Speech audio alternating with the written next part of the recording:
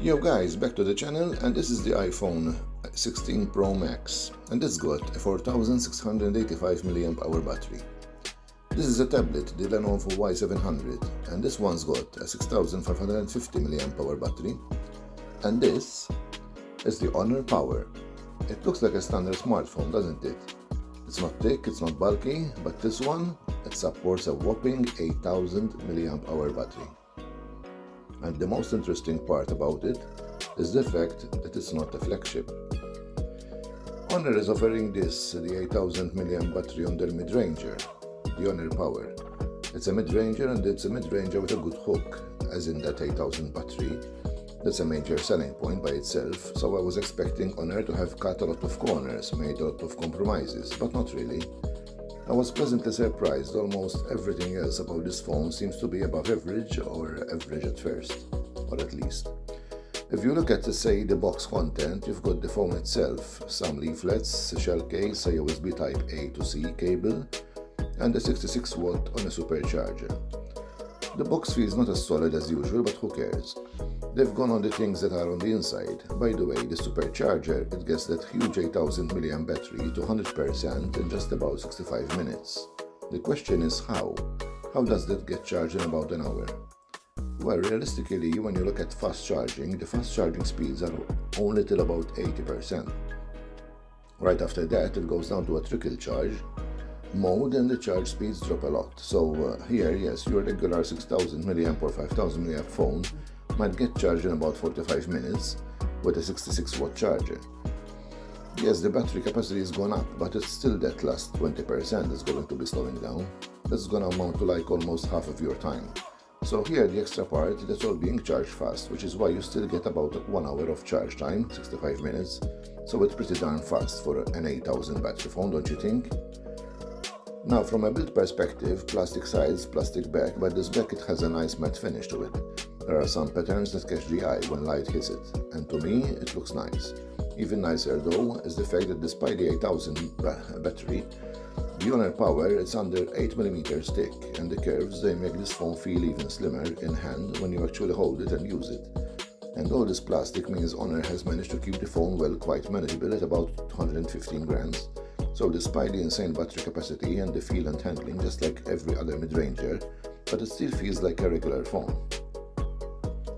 Now Honor don't mention that they have SGS certifications for anti-drop and anti-crash protection, so they seem to have put in some effort into drop resistance, and they also claim the phone is 360-degree waterproof, though there is no IP rating.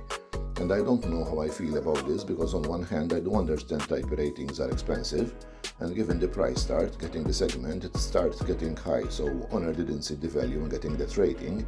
And I did look up some of disassembly videos on Chinese social media, and yes, Honor seems to have put in the work for the water resistance. On the other hand, an IP rating would have still been nice. Anyways, the display here is nice, it's excellent actually. It's a pretty large panel AMOLED with a high refresh rate, well complemented by the solid stereo speakers. There's also Honor's eye protection stuff built in, which is always nice. There is 3840 Hz high frequency dimming at low brightness levels in case you are sensitive to OLED flicker. And on the side, for the peak brightness, Honor claims 4000 nits for HDR. In testing, they found it high enough to use outdoors without any issues, and while using outdoors under good light, the camera is pretty good too.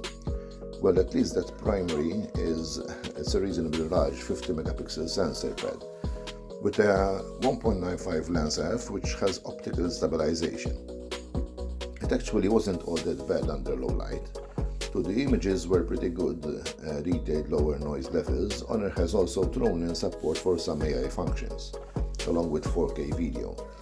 Now there are only two cameras here. One is purely cosmetic because the flash is here and there's pretty much nothing over there. It just kind of gives off the vibe of being a triple camera setup when it isn't. And the secondary camera is also nothing to write home about. There's really nothing to say here. It's a 5 megapixel ultra wide and that ends it. This is probably the biggest corner cut on this phone, because even the chip on the inside, they've gone for the Snapdragon 7 Gen 3, which, well, it's not the strongest for the segment. It's definitely not a bad choice. We've been seeing 7 Gen 3 phones for a while, the OnePlus Nord CE4, the Motorola Edge 50 Pro, and even Honor 200. So we know how efficient this associates, and that efficiency, when coupled with this 8000 mAh battery, well, it gets even getting to the end of day 2 with moderate to heavy use. Even that's a realistic possibility.